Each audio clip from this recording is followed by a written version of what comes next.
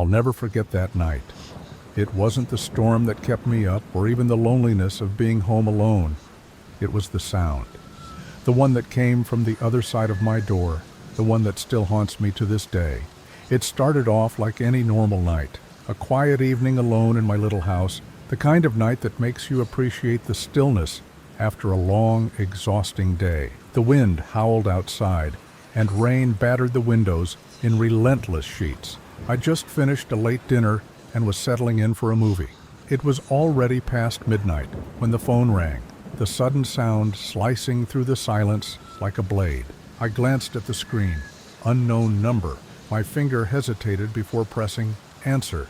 Hello? My voice was unsteady, unsure why I was already on edge. A pause, a deep breath, then a voice so low it sent a shiver crawling up my spine. I see you. My pulse hammered in my chest. I looked around, the stillness of the room now feeling suffocating. I was alone. Who is this? My voice cracked. The line went dead. I stood frozen, holding the phone in my hand, staring at it like it had just betrayed me. Who could be playing this sick game? My heart raced, but I convinced myself it was just a prank. Maybe one of those robocalls. I was alone, sure, but there was no real threat. Still, I couldn't shake the feeling. A cold draft seemed to settle in the room, though the windows were closed tight. I quickly shut off the TV and pulled the blanket tighter around me. That's when I heard it, a faint knock. Software barely audible over the storm. I froze. Knocks this late? Impossible. No one ever came to my door at this hour. I hesitated, wondering if I was imagining it. Maybe the wind? But then it came again, clearer this time. Knock, knock, knock. My stomach dropped.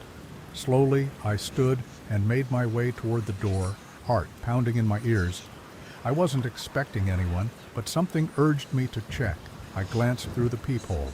Nothing, just the storm, pouring down in sheets, casting eerie shadows across the porch. I opened the door just a crack, expecting to find nothing more than the rain. But there on the ground was a single piece of paper, soaked but still legible. I bent down to pick it up, my hands trembling. It read, "I'm watching you." I froze, blood turning to ice. My breath hitched as I stared at the message, my mind racing. Who would do something like this? Then my phone buzzed, a new message from an unknown number. "I'm watching you from the window." I turned slowly, my body stiff.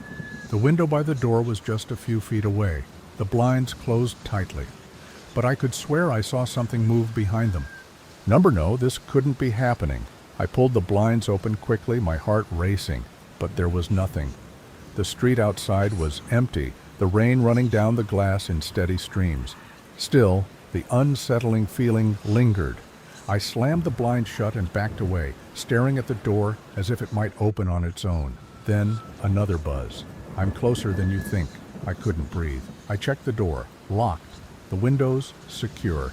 But why couldn't I shake the feeling that someone was right there on the other side, watching, waiting? Bang! A loud thud. It came from the door. Then the handle rattled. A slow, deliberate twist. My blood ran cold. My body was frozen in place.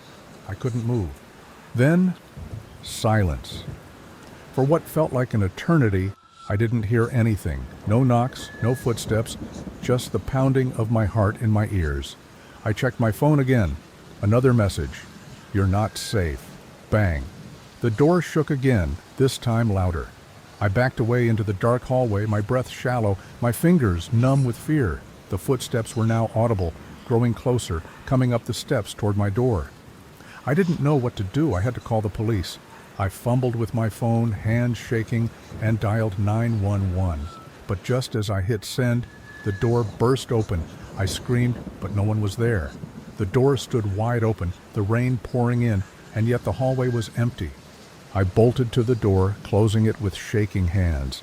My heart was in my throat as I checked the locks again. The storm outside raged even louder, and the room felt colder than ever. I collapsed against the door, my eyes darting around the house. When the police arrived, they searched the house. No signs of a break-in, no footprints, no fingerprints, nothing.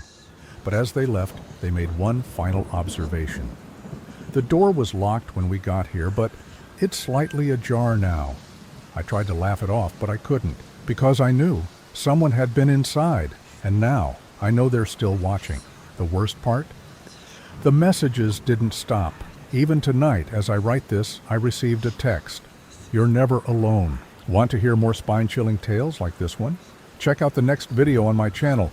These stories will make you second-guess every sound you hear at night. Stay safe, and remember, some doors are better left closed.